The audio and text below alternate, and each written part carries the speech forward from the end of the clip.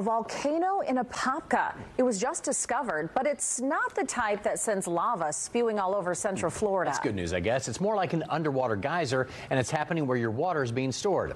Fox 35's Marie Edinger talked to the person who's trying to fix it. We are just west of the 429 in Apopka off of Golden Gem Road, and this is the water storage area. It was supposed to hold about 300 million gallons of water.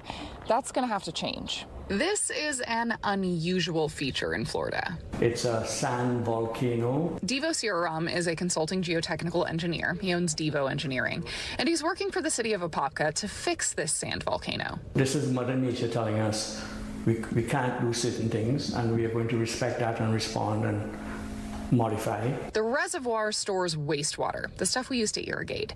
When it's rainy, people don't really need to water their lawns, and we have to put all that extra water somewhere. Plus, we need to access the water in the drier seasons. That's where this facility will come in. One of the most important facilities we built in Florida, in Central Florida. Why is that? Because from an environmental standpoint, there's absolutely no way we can keep putting treated wastewater into our streams, directly into the streams anymore. But Devo says the people building the storage area dug too deep and thinned out the land too much. As the water piled on, it eventually collapsed like snow caving in a roof. That created a sinkhole, and beneath it, the pressure from the air and water tore through a protective tarp layer, eventually sending 130 million gallons of water spewing back to the upper Floridan aquifer and creating this volcano. Here we have a situation where we have fortunately discovered it early, but it gave us enough time.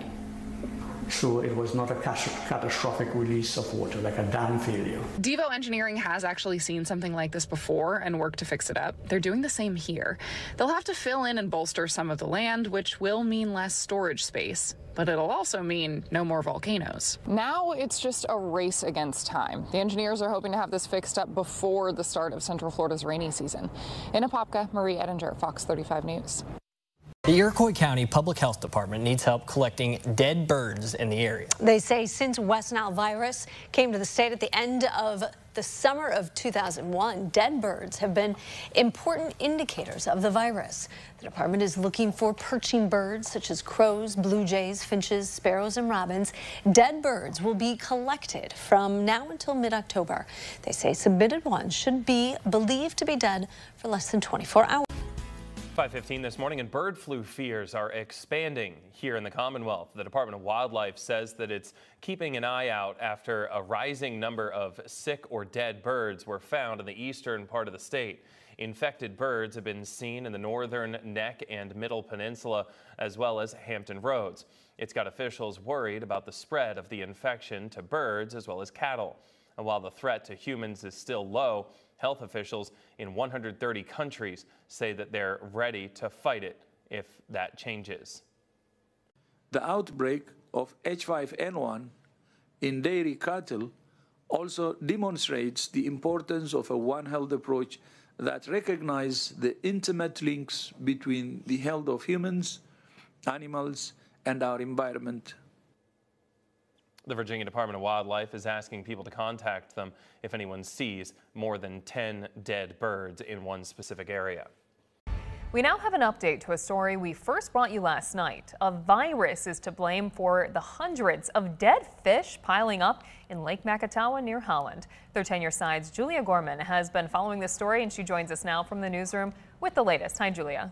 Hey there, Elena. The Department of Natural Resources predicted a disease was to blame for the dead fish, and they were right. We showed you the fish piling up near the southeast end of the lake near Collin Park. After testing, the DNR confirms it's because of a virus that causes viral hemorrhagic septicemia, or VHS.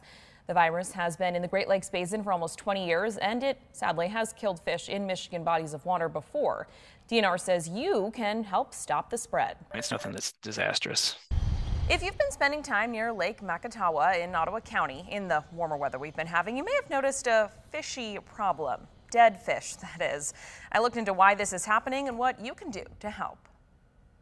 This is a pretty large-scale fish kill. Dead fish are washing up near the southeast part of Lake Makatawa near Collin Park in Ottawa County. Brian Gunderman with the State Department of Natural Resources says the roughly several hundred fish issue isn't unheard of.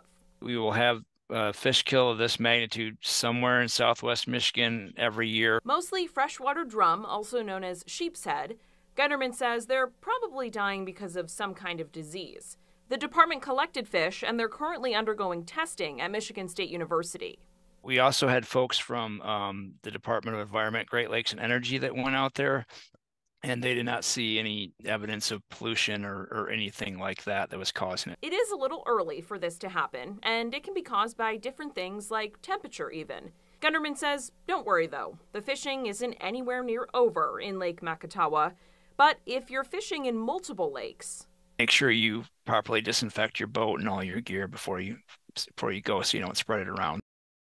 Now, DNR tells me they don't clean up the fish in situations like this. Other animals will hopefully take care of them eventually, or even folks who live on private property may clean some up. Testing on fish does take a little while. I'll update you when I learn more about what may be causing this problem. Earlier today, LGBTQ clergy will no longer be banned within the United Methodist Church. Tampa Bay's Miranda Parnell speaks with a St. Pete pastor who's been a longtime advocate for the LGBTQ community, as well as with a pastor who's faced her own battle with the ban. This is the moment that everything changed. Sexual orientation is no longer a qualification for ministry in the United Methodist Church, and that's a good thing. Reverends Andy Oliver and Tracy Hunter say it's been a long time coming, but now LGBTQ clergy in the United Methodist Church can finally love openly while serving their faith. Hunter faced scrutiny for her sexuality when she married her wife. I got to a place where the love was greater than the fear, and I was tired of having to decide between my love for the church and my love for my partner. Now clergy in the church won't have to make that choice. Delegates from around the world are in North Carolina this weekend for the church's General Conference, where they voted to change long-standing rules that prohibited same-sex clergy. Since 1972, it's been in our rule book that the practice of homosexuality has been incompatible with Christian teaching. Pedro Diaz de Oliveira held on to this fence as strongly as possible until rescue workers arrived to save him. When I started to get scared, I tried to stay calm because I knew that at the moment, when I couldn't touch the ground anymore because of the depth, that if I got desperate, it would get worse. Then I started to think about calming down and breathing. Tens of thousands of people were evacuated, and many animals too. This video showing this horse stranded on a rooftop for 24 hours being evacuated has gone viral. Rescuers accelerated their efforts as new storms are forecast in the area. It was like in a movie, people asking for help, the helicopter rescuing them. It was horrible, horrible. We're going to be starting with a massive mall fire. This took place in the Polish capital of Warsaw. Now take a look at this video. This is nearby. You see the flames and the thick black smoke rising into the air. It looks like a wildfire, but it's not. Emergency crews told us that people in the area had to stay inside their homes, and they told them all to make sure their windows were closed. More than 1,400 shops are inside that mall. The fire brigade says more than 50 different crews were needed to put out the fire. Luckily, nobody was hurt. Shopping centers are typically closed on Sundays in Poland. No word on a cause.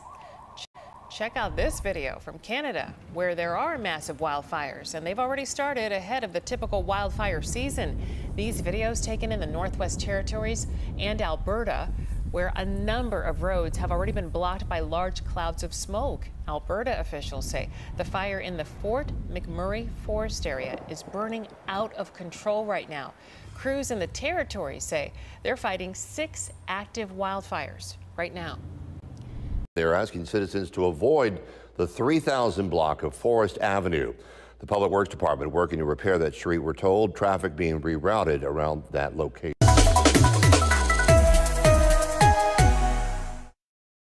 A giant sinkhole has opened up in Sydney's east. Dover Heights locals were rattled by what they say sounded like an explosion. Now they're demanding answers. A multi-million-dollar view turned to a traffic hazard as part of this road in Dover Heights gave way around 9 last night. It kind of just sounded like, a large crash sound just coming down. It started as a small sinkhole that grew from the downpour. SES crews were on site for 5 hours trying to isolate the leaks. Rocks had been scattered across grass. Colin Scott's balcony was submerged. Part of his driveway collapsed. Like a big explosion.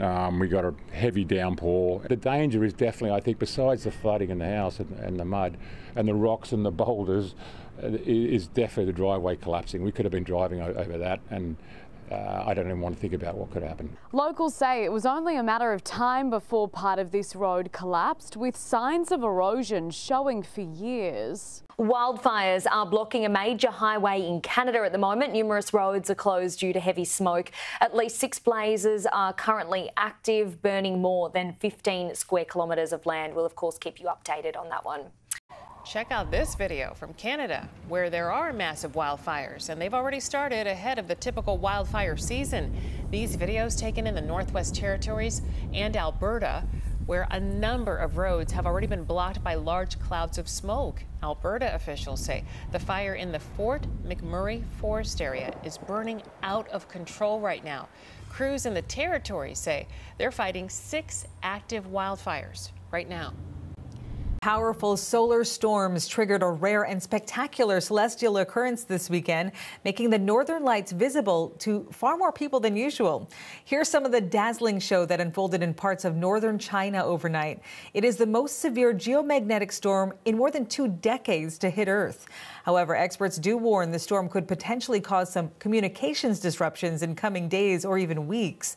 The sun is heading towards what's known as a solar maximum in summer 2025, increasing the risk of storms just like this one. So for more, we're joined by Robin Fiore. She is a research scientist at the Canadian Hazards Information Service of Natural Resources, and she joins us this morning from Ottawa. Good morning to you. I'm really excited to talk to you, and also looking at those photos because, you know, we hear northern lights, but we also don't know much about solar storms. So for those who don't know what they are, what is a solar storm and how rare are they? So we have something called a coronal mass ejection that erupts from the sun. This is a huge explosion of particles. We're talking tens of billions of tons of matter, which is on the order of a small moon. And a coronal mass ejection, or a CME, is something that we see quite often on the sun. But as we move to a period of solar maximum, like you said, we start to see them more and more frequently. So on May 8th and 9th, we actually saw 5 CMEs erupting from the sun. And it was kind of the piggybacked arrival of 3 of those that triggered this spectacular display that we saw on Friday night. How often do we see something like this happen? Well, the aurora are actually observed on a daily basis. We just only typically see them in a higher latitude region called the auroral oval. So a storm of this magnitude hasn't last been seen since October of 2003. Wow. And so let's talk more about what it is exactly about these solar storms that creates these environments where so many other Canadians and beyond in other parts of the world were able to see the northern lights. Here in Ontario, I know in southern Ontario, we were able to see it. I was not one of the lucky ones. I didn't get the timing quite right. But what is it about the storm that really creates that perfect storm, for lack of a better word? Sure. Yeah, when the CME arrives at the Earth, it's going to interact with our magnetic field and it causes it to fluctuate. And these perturbations cause what we call a geomagnetic storm. And Well, a powerful solar storm is putting on an amazing light show across the globe this weekend. Sightings of the northern lights have been seen as far south as Fort Lauderdale, Florida.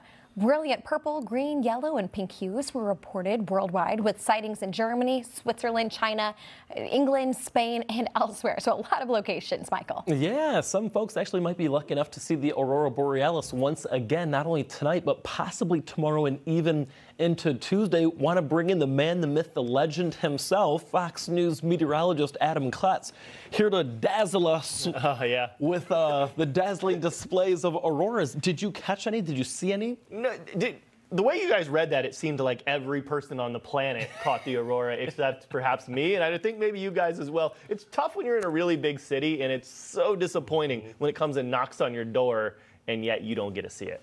That's a good point. Happened. You know, what's interesting, though, and I'm trying to be optimistic about this, all of us, I mean, we have not had a chance to see it. That's just unfortunate for us. But the good news is that we're in New York City. So if you didn't know, the Fox Weather's headquarters is here at NYC. Tonight actually might be the best night to view the Northern Lights. Now, again, we have to get far outside of the city, the light pollution, but there's a chance that we could see it here. Oh, yeah. I don't know. I'll probably be asleep. We're not going to be far outside the city. I know. So there's not a chance. There what are you talking about? There is. Hey, I'm trying to be optimistic here. we're really pulling teeth here. I can't see more than a star or two when I look up at night. Yeah.